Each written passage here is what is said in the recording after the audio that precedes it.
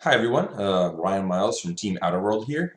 This is going to be a very long and kind of overdue video about everything about Lilias Petal and the Fox deck, basically. The reason I didn't do this earlier is because I had a lot of thoughts that I kind of wanted to keep to myself until after Nationals, so that I could do well at Nationals. And well, now that I have done well at Nationals, I kind of just want to go over all the things that I've been going through over the past week, and just talk about everything that you need to know about the Fox deck. So we're just going to go ahead and get started. This is probably going to be a long one. I'm trying to cover as many things as possible. So let's get right to it.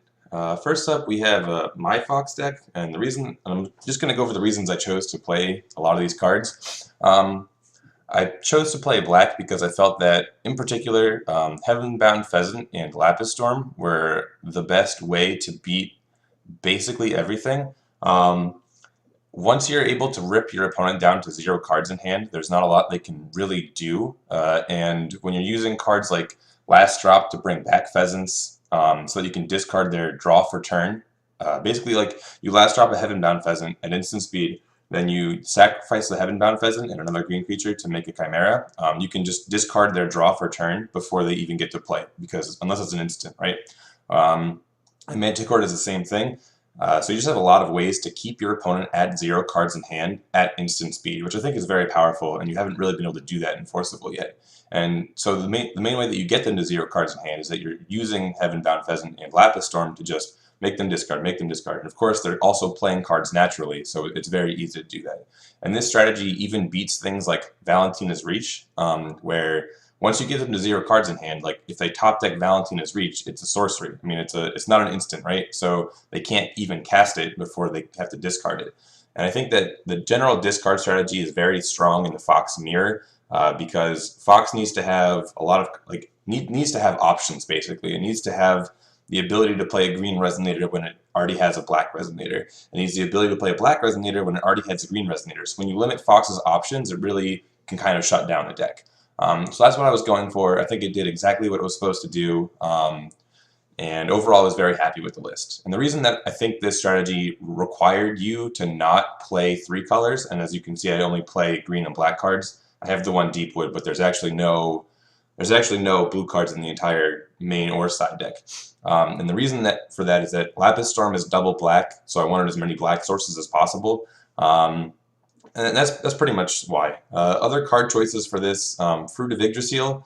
I think if you had watched my initial videos, I was playing like maybe 1 fruit, and I was playing World Tree Protector. And the reason that I ended up cutting World Tree Protector was because you actually don't need infinite green resonators, because you already play 4 Red Riding Hood and the 4 Tama. Like you have a lot of green resonators.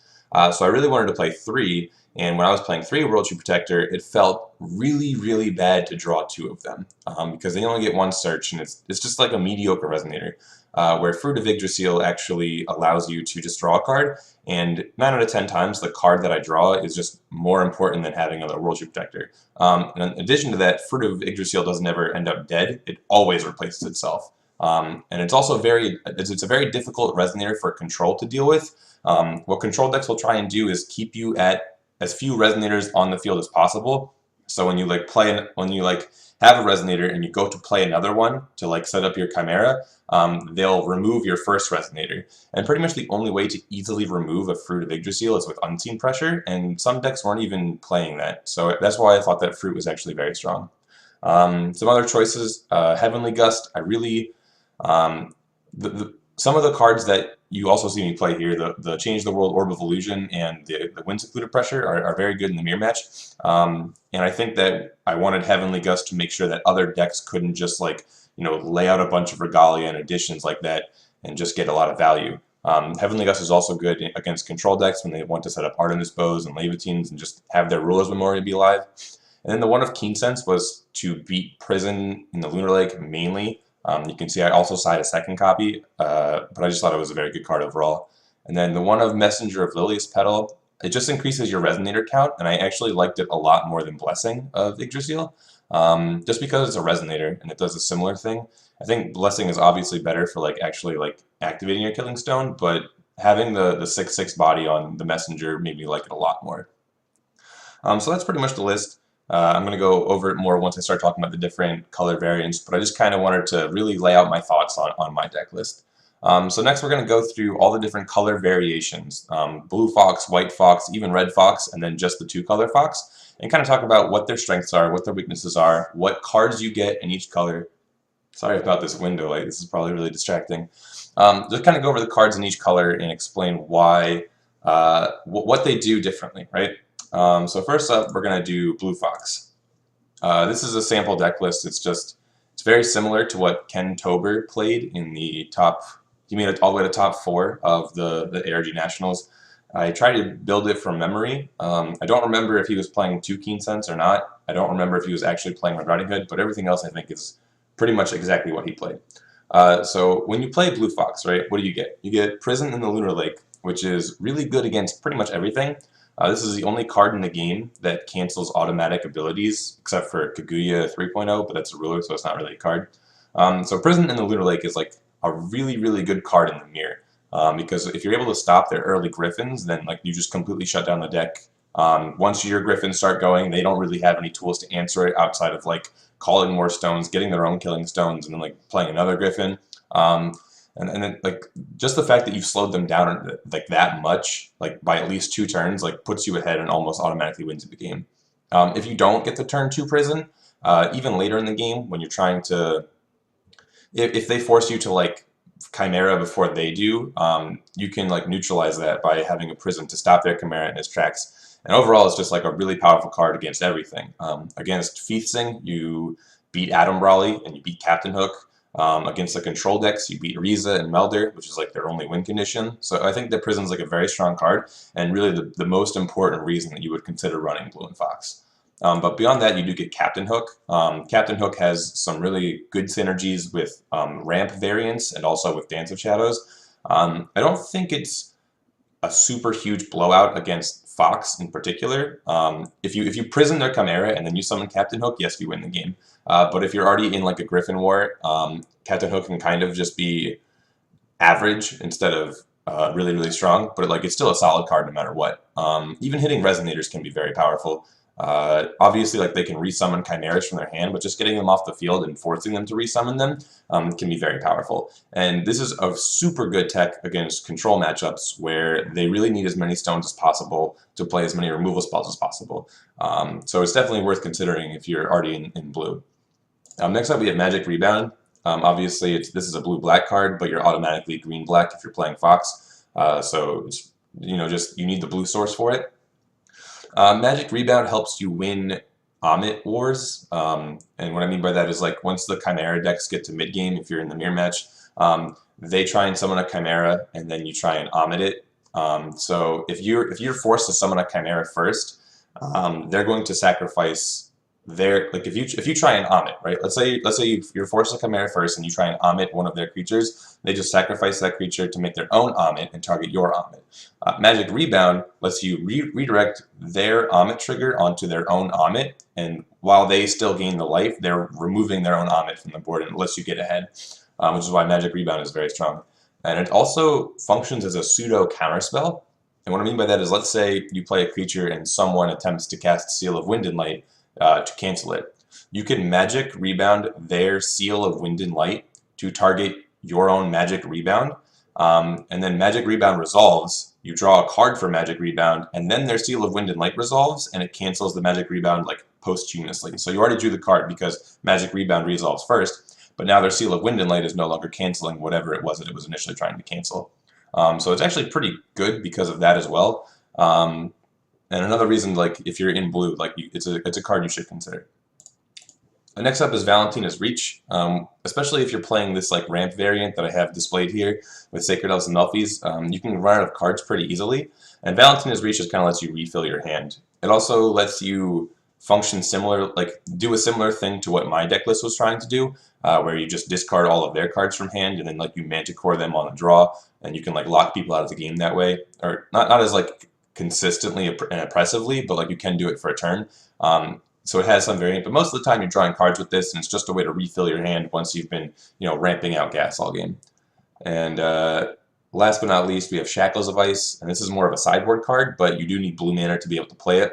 and this really helps you against Mikage and Dark Alice and stuff like that. Just, you know, another thing that you can play if you're in blue. So those are like the reasons that you want to play the blue fox. I think that it has a pretty decent control matchup. I think this probably has the... I would say this has... Alright, I don't actually know what deck has the best matchup against control, but I could see a lot of reasons why this one would be a contender for it, because Prison in the Lunar Lake stops all of their Resonator nonsense. Captain Hook is insane against control. Like, the Pheasant list from the format before LEL, when you just, you know, cast Slinged in Captain Hook, like, that deck should lose to control decks because they beat up all your Resonators for, like, super easy. But as soon as you Captain Hook them, the game just ends. Like, it was insane.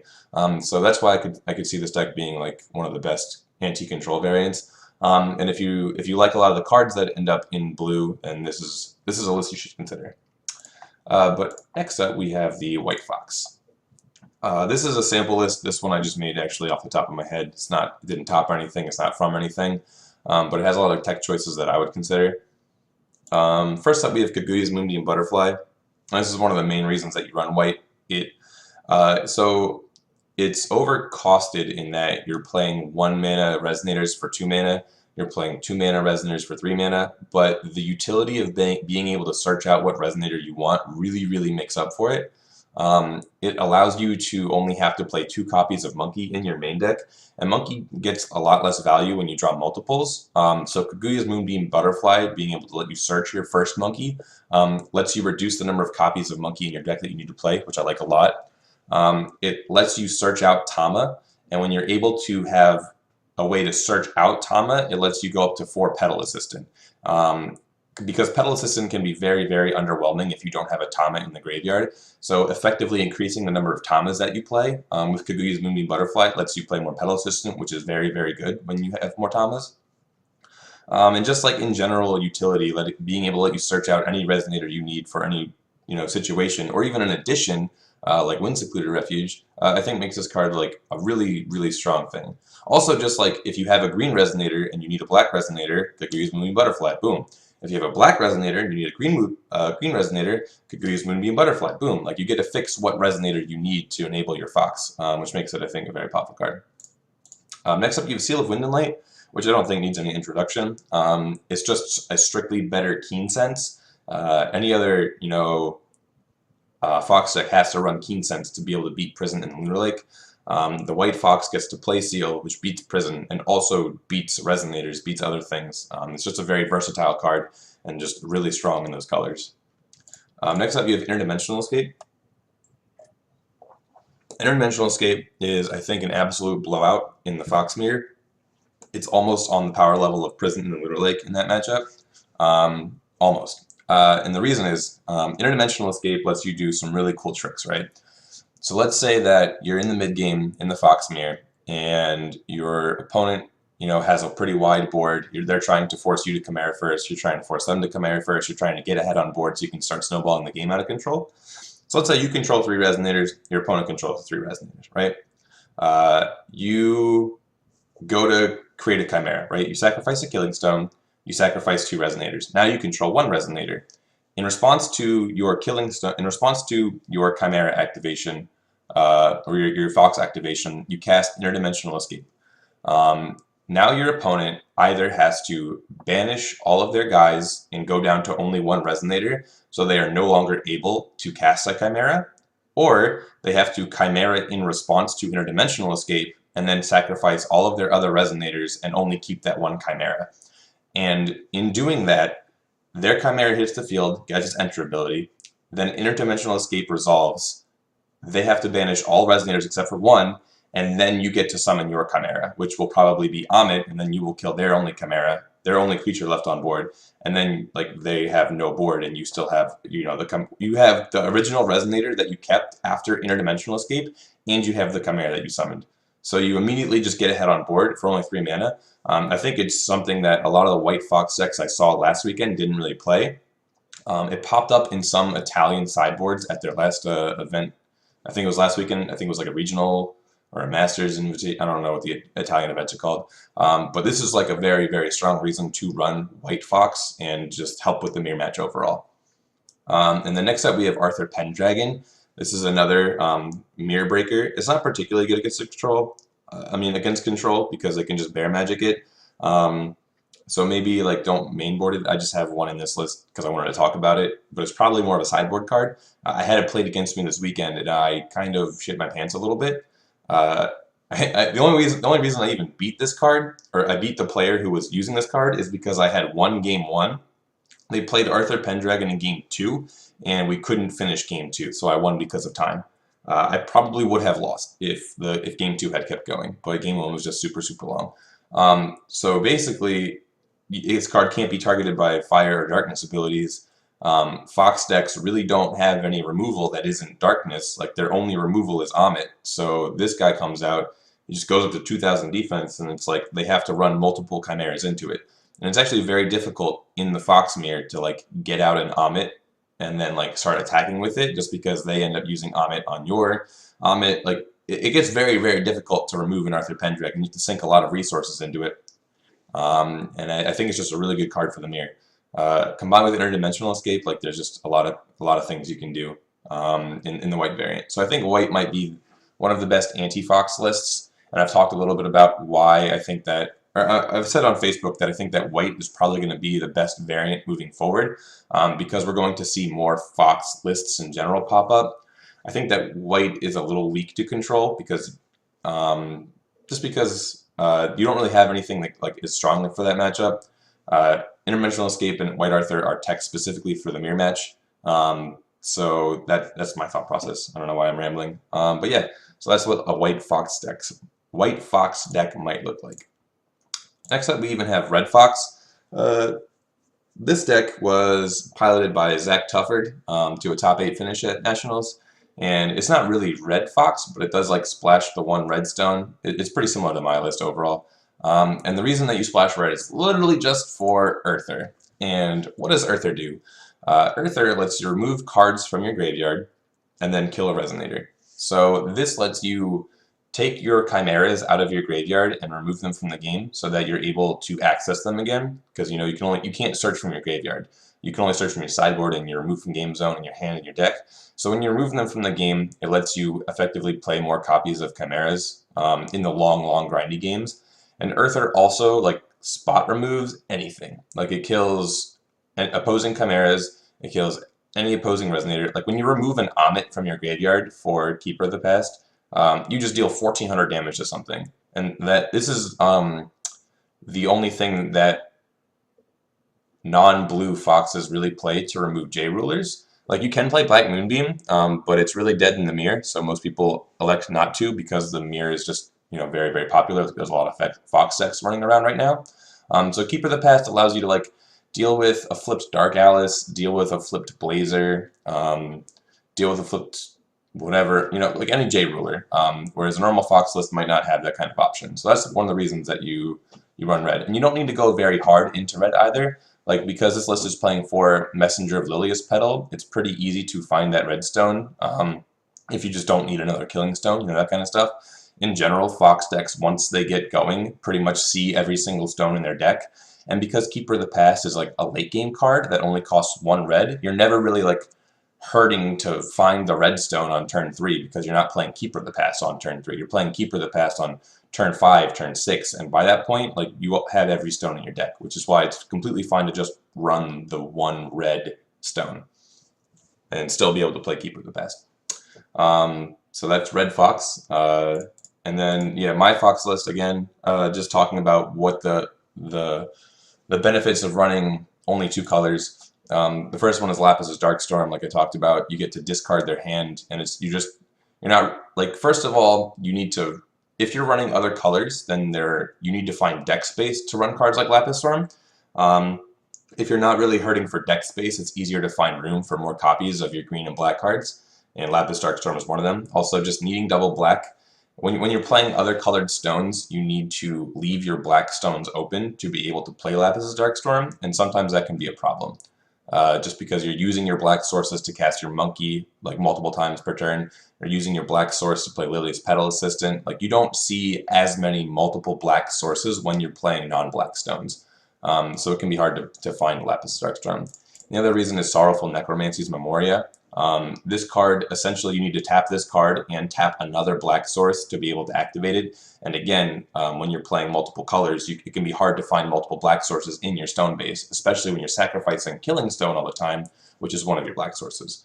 And the other reason is, like, when you're playing multiple colors, let's go back to like the blue fox deck or the white fox deck. Like the blue fox deck, you want to see prison, right? So you need to play 4 blue sources. So that means you would need to cut a green source to be able to play Sorrowful Necromancy, and it's just a little awkward.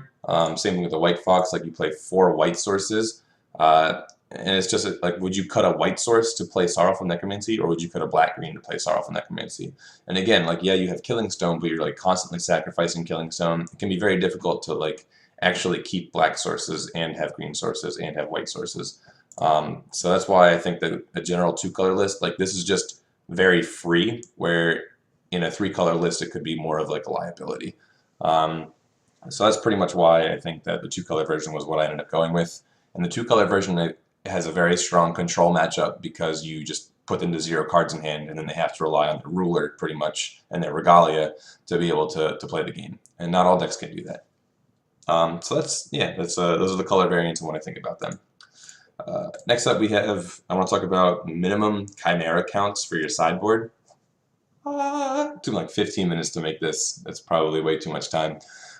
So I think that as a bare minimum, you should be playing 3 Griffin, 3 Amit, and 1 Manticore. And the reason I think this is the bare minimum, 3 Griffin, is because I think it's extremely likely in control matchups that your first 3 Chimeras are all Griffin. And like 2 just seems like not enough. Like, it's just completely not enough. There's a lot of scenarios where once you use 2, you really just need that 3rd. I really don't know what else to say about this, to be honest. I really strongly believe that you need at least 3 Griffin in your sideboard, because it's just such a strong likelihood that you're going to play 3 of them. Next up, we have 3 Amit. And this is a little bit more controversial, because some people think that you only need 2 Amit, and I think those people have not played enough of the mirror match, because there's a lot of times where the 3rd Amit will win you a game. The mirror match really comes down to who can summon more Amits, and yeah, there are ways to recycle it, but once the game like hits its breaking point, like you really just need to summon Amit from sideboard, Amit from sideboard, Amit. Like I don't even know how to put this into words how necessary the 3rd Amit is, because if you're only playing 2 and I'm playing 3 and we just get to that mid-game grind, my 3rd Amit will win me the game. I would even recommend playing up to 4 Amit, just because like games will get to that point. It's potentially not as necessary in the blue version, because you win the Amit war more with your prisons than you do with actual copies of Amit, but I still think that 3 is always going to be correct. And then 1 Manticore, I think he's like the least summoned version. I think you should absolutely play at least 2 Manticore if you're playing the black discard version. But otherwise, I can definitely see 1 being the absolute minimum. And again, like these are like the absolute minimums in my opinion. I don't think it's ever correct to only play 3 Amit. I mean, only play 2 Amit. Like I think you should always play 3. But you know, that's just my opinion.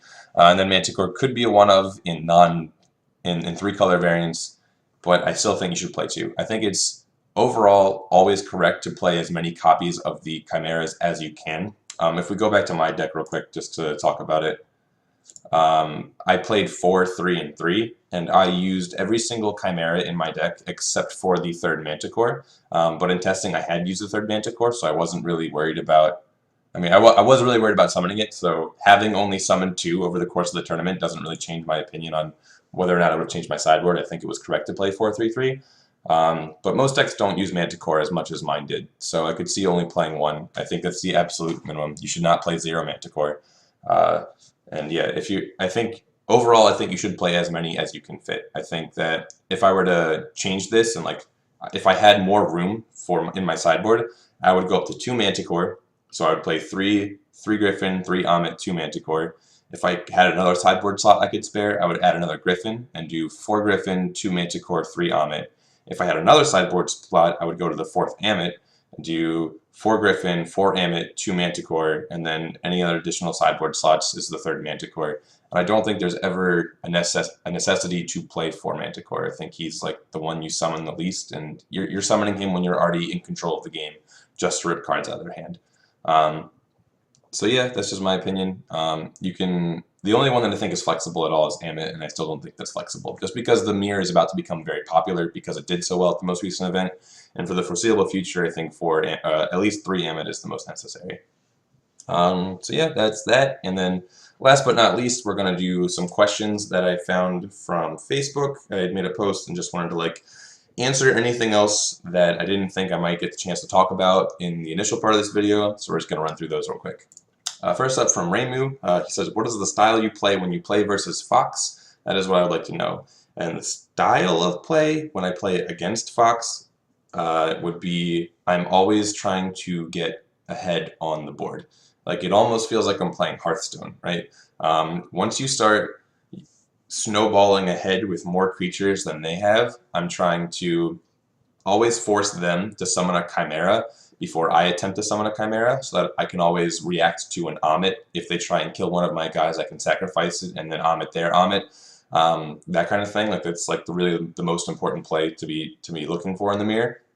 I'll use my Tamas. I'll always try and conserve my Tamas as much as possible. Like if I have a monkey out, like if I have a black resonator, any black resonator, and I have a Tama and another green resonator, like a fruit or a Red Riding Hood, I will always sacrifice the monkey and the fruit or the Red Riding Hood and keep the Tama on board.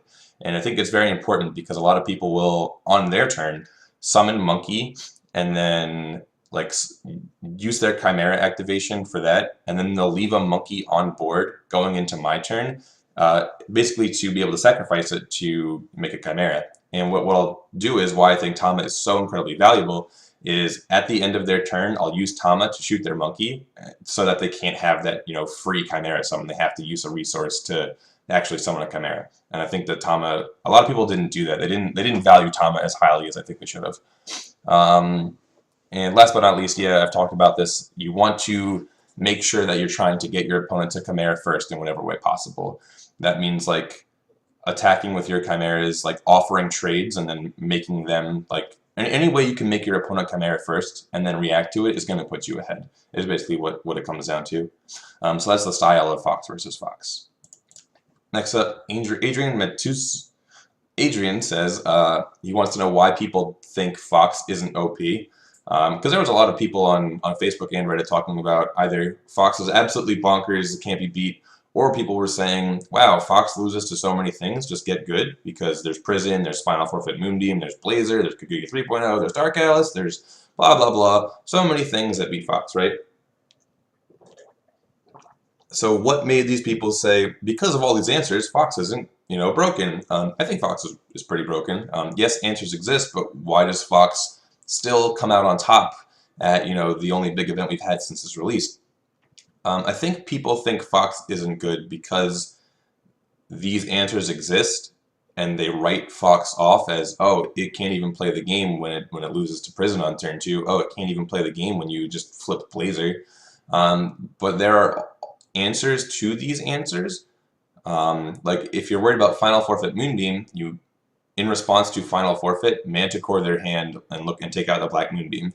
Against Blazer, you just play Wind Secluded Refuge, and even if they flip Blazer, like even if you don't have Wind Secluded Refuge, you can flip Fox, Chimera on your turn, and then Chimera on their turn, and even if they flip Blazer, they now have to deal with 2 Chimeras, and depending on the deck, sometimes they can't really deal with that, especially with my black version, the discard version. Like I put the Blazer deck to 0 cards in hand, and then I say, okay, I can just flip, get a Griffin on my turn, and then flip, and then on their turn, Manticore their only card that they draw, and now they have a Blazer, and I have 2 Chimeras, and one of them is a 12/12 flyer.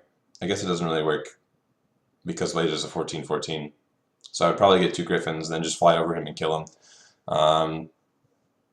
Oh, also Dance of Shadows, so probably I do get Manticore, because then I just, like, hit you for 12 in the air, hit you for 9 in the air, you draw a card, you kill one of my Chimeras, then I Dance of Shadows it back, and then I just kill you. Like, there's just ways to beat Blazer, even if Blazer flips, but the biggest one, again, is Wind Secluded Refuge. You just don't even let them do it. Prison in the Lunar Lake, you have access to Keen Sense and Seal of Wind and Light, and really, like, the first, like, if you prison my first Chimera, it hurts a lot. Like, if I lose my first Griffin, it's a real problem. But if you just, like, don't have the blue source on turn 2, because I'm flipping on turn 3, and like most decks only play 4 blue sources, so it's actually a very real possibility that you don't have the blue source early enough, or you just don't draw the prison. Then I just start going off. And if you prison a Chimera in the late game, it's just not an issue. And I feel like why people think he's not OP is they haven't really played the matchup enough to understand like some of these answers really just aren't fast enough or good enough to deal with the consistency and the speed that Fox can output. So that's how I answer that question. Next up, Jamie says control versus combo versus aggro variants and some explanation about specific cards or bird and fruit. I kind of already talked about orb, bird, and fruit and why I like them. Orb, I didn't really talk about why I like orb over horn. So orb is really, really good for making sure that you have enough killing stones in the late game. Because by turn 5, turn 6, you've called 10 stones, and orb just lets you untap Fox, shuffle in Killing Stone. I'm sorry. Yeah. You know what I'm talking about? Like, it lets you untap Fox to be able to shuffle in more Killing Stones, and then you can call Stone still. Instead of, like, every other turn, shuffle 1 Killing Stone, next turn, call Stone. Then next turn, shuffle 1 Killing Stone, next turn, call Stone. Orb just speeds that process up a lot. Control versus combo versus aggro variants. Control variants, I guess, would be the green-white version. Combo variants, I'm not really sure what a combo variant of Fox would be. Maybe the super heavy 1-drop version, where you're just trying to rush out Fox as soon as possible and then just keep going. I think it's a bit weaker to some of the answers that I was talking about in the last question. And then aggro variants, maybe that's the aggro variant actually. I'm not really sure how to answer this question. I think that control variants play overall. Okay, control variants, I'm guessing, like, play too many, are the ones that play a lot of spells, and I think in general you should just be playing as many resonators as you can fit in your deck without feeling limited by them. Next up we have Andrew Kiani says, have you played the tricolor versions and why did I prefer dual colors? I actually kind of answered this earlier. Yes, I did play the tricolor versions, and I felt that the main reason that I played dual colors was due to consistency. The tricolor versions, like, you already have a hard enough time. I mean, you don't really have a hard time, but like sometimes you just lose the game because your killing stones are your bottom 5 cards. I didn't want to also maybe lose the game because my killing stones were my first 4 cards, and I'm playing, Kaguya's Moonbeam Butterfly, and I just can't cast it, and I can't get access to my black resonators even though I have the stones I need. I didn't want to play Prison in the Lunar Lake and then, have Killing Stones be my first 4 stones, and I can't set my prisons, and I don't have the resonators to actually go off. Like, it just had a lot of inconsistencies going on, and when Nationals was going to be like a 6 or 7 round event, and then, top 16, top 8, top 4, top 2, like, I ended up playing 11 rounds of Force of Will on that day, and I feel like any version except for the dual version would have just, like, I would have lost a couple more games than I would have won. Sorry, I would have lost a few games just because I wouldn't be able to play, because, like, I would just hit the wrong stones or draw the wrong cards kind of thing. The green-black just, like, focuses on doing one thing. Like, I just want to summon Chimeras and I want to discard your hand. I only need 2 colors to do that, so consistency was the main reason for dual colors. Naldo Cortez Arnold has a couple questions actually, so we'll take these one at a time. I'll move him over actually, because he's blocking my beautiful handsome head. Alright, do you feel Shackles improves the Dark Alice matchup enough to justify siding it? I think if you are already blue, it is worth it to side Shackles. The reason that I felt I was fine not siding Shackles was because, first of all, I was worried that they would just side into a different ruler, like Blazer. So as Dark Alice Game 1, you expect them to side into Shackles, so there's a reasonable logic to just side into Valentina 3.0 or, like, Blazer, for example. So I didn't want to, like, side into dead cards. Another reason is, with the black version in particular, I felt very strong against Dark Alice. So for the first couple turns, they're just removing my graveyard and, like, removing my killing stones as I'm, like, Chimera-ing all over their face. Like, yeah, hitting my killing stones hurts, but it's hurting me 10 turns from now. It's not hurting me in the current early game state where I'm pumping out Chimeras. So Dark Alice has to flip against against Fox early just to be able to handle all the resonators that are coming out. And against the non-black versions, she doesn't have to flip as fast because she can use her cards to remove my Chimeras. But when I'm playing Lapis' Darkstorm, when my Chimeras are coming out because I played Pheasant, they run out of cards very quickly, and they actually really start hurting for resources, especially because they play Ruler's Memoria. They have to play Leviathan, they have to play Artemis Bow, they have to play, Hydronomica. These cards are taking cards out of their hand for me. Artemis Bow does not impact me unless they also have a Bear Magic. And if they have a Bear Magic and an Artemis Bow, I still just respond to that by summoning another Chimera. They're never really killing my Chimeras as quickly as they need to. So when I run them out of cards in hand, and then they have to flip, I'm forcing them to flip Dark Alice because they have to use the Enter ability to kill my Chimeras that are on the board, beating them in the air. They no longer have access to the Graveyard ability. So they flip, they remove my Chimeras that I've already summoned, and they God's Art, which lets them turn off my Monkeys and my Thomas for the rest of the game. But because I'm playing 3 Last Drop and 3 Dance of Shadow, now my Graveyard turns on.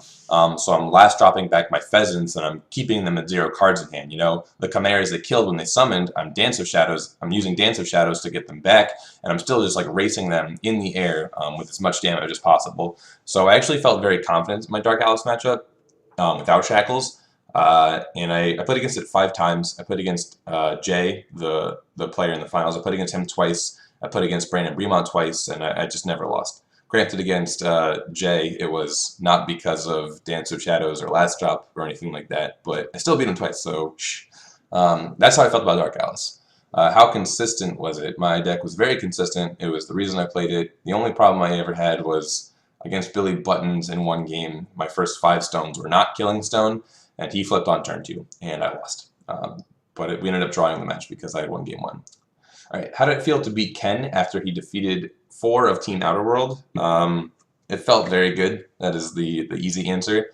Once I won my top 8 match, and I knew I was playing against Ken again, I was a little bit torn because on the one hand, I thought that Ken's list had a very high probability of beating me, strictly because of the prisons and the Valentina's Reach. Valentina's Reach can really put him very, very far ahead if I can't get control of his hand before he gets the chance to cast it. And on the other hand, I was playing against Ken Tober in top 4. And Ken Tober in top 4 Ken Tober has a curse when it comes to top 4. He has never won a match in top 4, I believe, ever. I think he's top 8'd every single event that he has ever gone to. And then he always loses in top 4, or one time he lost in top 8. So I was really worried, and at the same time, I'm like, does the curse continue? And it turns out the curse does continue, and it was I feel like it was almost fated for me to win because it was Ken Tober in top 4. Next up, what went through your head when Jay flipped a Bear Magic from the Stone deck? So actually in Swiss, playing against Jay, he had gotten a game loss for drawing extra cards. I had played Lapis Darkstorm to discard his 1-card hand. He responded with Space-Time Anomaly, and then he drew a card off of Space-Time, and then drew for turn and shuffled his hand. I'm like, no, because he's supposed to discard the card he drew off of Space-Time because he cast Space-Time in response to Lapis' Darkstorm. So he got a game loss for drawing extra cards. Then he won game 2, and then game 3, he didn't understand that a certain ruling interaction, and basically it lost him the game. To sum it up real quick, I played Black Moonbeam. He responds by flipping Melder, which is a legal action. The trigger conditions of Melder are met. And then he attempted to chase Leviathan to banish it to give his ruler imperishable, which you can't do. So I call the judge. Judge comes over and says, no, you can't banish Leviathan. Also, Melder dies because he cannot go on the chase because players cannot chase. So it is legal to reveal Melder in response to Black Moonbeam, but he does not come into the field. He goes to the graveyard because he cannot be put on the chase. So he immediately lost the game at that point because he lost his ruler, he lost his Melder, and he had not yet cast Alice's God's Art. So that was my match against him. So then to already have a game loss against me, and then also have a ruling that he didn't know be the reason he lost game 3, and then to play against me in the finals, and then have that happen again, it's just I'm looking at him like, I'm so sorry, dude. I feel like I haven't actually beaten you because Like you just keep making mistakes and just keep doing things that you can't. Like it just felt really bad. It's not a good way to win. It's definitely better than losing, but it's not the way I wanted to win. So that was kind of my reaction, like to some of like how weird it was that it was another game loss, and I'm just like, oh my god. Why change the world over one horn and less change the world? Because I want to play more copies of cards that let me shuffle Killing Stones back in my deck. And I don't want to also like lose cards, right? So I'm playing Pheasant and Lapis Storm because I want to gain card advantage. Horn loses me card advantage. I do not get any cards when I play a Horn and shuffle my graveyard. I'm actually just losing a card by doing that. Change the world, like it has a potential to replace itself by drawing me cards, and it's just always, it's good in multiples. Horn is awful in multiples because then I'm losing 2 cards. Like every time I draw Horn, like this is not a playable card. It does not impact the board. It does not, you know, like it's not a resonator I can sacrifice to my Chimeras. It's just like really mediocre unless I'm like shuffling in like 4 Killing Stones. In addition, I'm playing 3 Last Drop, 2 Petal Assistant, 3 Dance of Shadows. I want to use my graveyard as a toolbox. I want Change the World so that I can pick apart my Killing Stones and put them back in without having to shuffle everything back in. So that's why I really prefer Change the World over Horn. How fun was the event? It was an absolute blast. I had a great time. Even through 6 repairs, Fox is a lot of fun to play. Whew. Next up, Mike Rants. Forcible Deep Void, what's going on? What changes, if any, would you personally make for the Chimeras? I don't think I would make any changes. I really wish that we had a Chimera that let me draw cards, but that might be too much. I think if they do decide to try and like help other decks beat Fox and they print more cards that stop automatic or activated abilities, I think it would be really cool if they printed more Chimeras to like also help Fox combat that. I would really like a Chimera that says when this card enters your field, draw 2 cards. That might be busted. I would really like a Chimera that says when this card enters the field, draw 1 card. That would probably be fine. But if they print more hate, I want more Chimeras. That is my hope. I think that Fox could use a little bit more hate. You know, it's definitely not something that we can't interact with. I would want to be able to, if they play a card that says cancel target activated ability, cancel target automatic ability, I would like to have, I mean, like I would still play like Keen Sense and Seal and things like that. So there's nothing that I would really hope they don't print something unchaseable that cancels target automatic or activated ability. That would be bad, but I would like the Keen Sense and stuff. But I would like a Chimera that draws cards in L3. That would be my hope. Brennan Lynch, what did you feel was the biggest impediment, especially in the Dark Alice matchup? Dark Alice matchup. Walpurgis Knight was not particularly impactful to me because I played a lot of the 2-drops. Heavenbound Pheasant and Fruit of Yggdrasil and Red Riding Hood pretty much let me always have access to green and black resonators even through the -2/-2.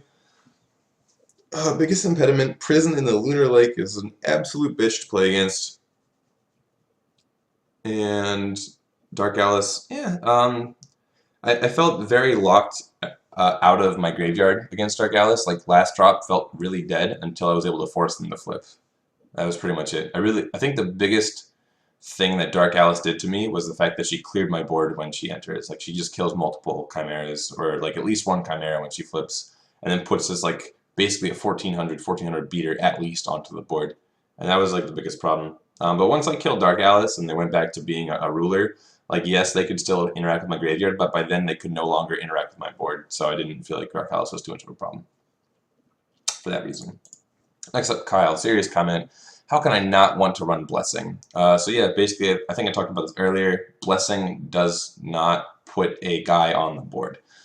So like, the only time that Blessing I think is better than Messenger is if you are going second, you Blessing turn 1, and then you have Tama and Monkey in your hand.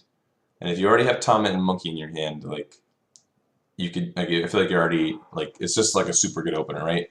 If you're going first, like, you can turn 2 Blessing, and then you can turn 3 Tama Monkey, or like, oh, sorry, you can like turn 2 Blessing, turn 3 play a 1-drop and a 2-drop, which is a bit more consistent, and that was like why I actually ended up playing 2 Blessing, but that situation just came up so infrequently, and the main reason is like once you already call 2 stones, there's a 66% chance that one of them is already going to be a killing stone. So in that instance, I find it a lot better to just play my 2-drop, and then next turn deactivate, play my 1-drop, flip, go off, and then like as soon as I naturally rip a killing stone, I don't play Blessing for the rest of the game. I think I cast Blessing like maybe twice over the entire 11 rounds of the tournament. Like it was just a really, really mediocre card in most situations. And it's completely dead late game. I absolutely hated that. Messenger at least is a green and a black resonator, right? So that's why I like Messenger a lot more than Blessing. Next up, Kieran, is Light Fox better than Dark Fox? And what are the pros and cons of Light versus Dark? To play Blessing or not to play Blessing? So don't play Blessing, is my opinion. If you can play Messenger. And is Light Fox better than Dark Fox? I think they're different builds. I couldn't really say which is better. I think White Fox is better in the mirror. I think Dark Fox is better against like control. That would be my analysis of that. Next up, Mervin, what is the most optimal time to Judgment Fox? The answer to this question is as soon as you have a killing stone already and you can summon a green and a black resonator and they don't have the opportunity to prison.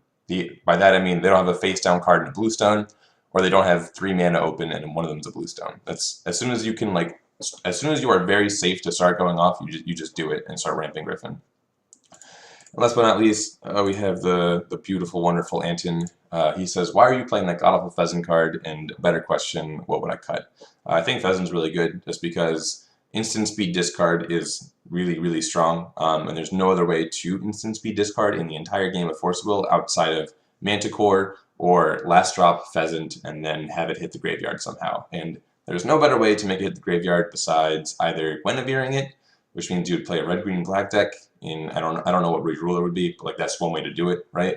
Or the other way is just sacrifice it for a Chimera, which I think is the best way to do it. So I think Pheasant's super strong. It's the best black 2-drop. Let me think about that. Fairy Shadow competes a little bit, but yeah, I think Pheasant's the best black 2-drop. So I don't think I would ever cut Pheasant out of the green black list, and because it synergizes so well with Lapis Storm, I don't care that like I'm not looking at your hand and picking what card I want to discard. I just want you to have 0 cards. So picking cards doesn't matter to me at all, and that's why I like Pheasant. And that's pretty much it. I just hope that wasn't too long for you guys. I'll make sure to put timestamps in the video so you can like filter through it if you need anything. And I just want to like give some shout outs to a couple people. It's not going to be very long, so if you're not mentioned, I do apologize. I'm just trying to keep this as short as possible. First up, going to Chris Marshall. I actually would not have been able to afford going to Nationals. I wouldn't have gone into as much research as Fox as I did. I wouldn't have played in the event. I wouldn't have played the deck. I wouldn't have won the event if it wasn't for Chris. He did help me out in just being able to afford getting there. And thankfully I did win, so I'm able to pay him back immediately. And just huge shout out to Chris. He's been helping me test. He's completely new to the game. He's only been playing for a couple months and he's learning super fast. Great guy, absolutely. So thanks to Chris. Other shout outs, I want to shout out Jimmy Osborne, Aaron Miles, and Zach Tufford. Those are the 3 people who I really helped me come up with a deck. This specific variant, and then understand like the discard package was probably the best way to be playing it. Zach ended up getting off of the deck at the last minute and playing a list that he built with Nick with the Earthers and the Sacred Elves. And my brother played a list similar to mine, but I got to make some last minute changes that he didn't get to because he flew in later than me. And then Jimmy was just like my testing partner the whole way. So big shout out to those guys for helping me come up with the list. And last but not least, thanks to the community for supporting me. And just one last quick announcement. I am trying to get a new microphone. So if you think my audio quality sucks as it does, like I said, I'm kind of tight for money. Like I couldn't have gone to Nationals without some help. So if you don't mind, I'm not like worried about it, but it is something I want to do. I want to get a new microphone. So there is a link to donate.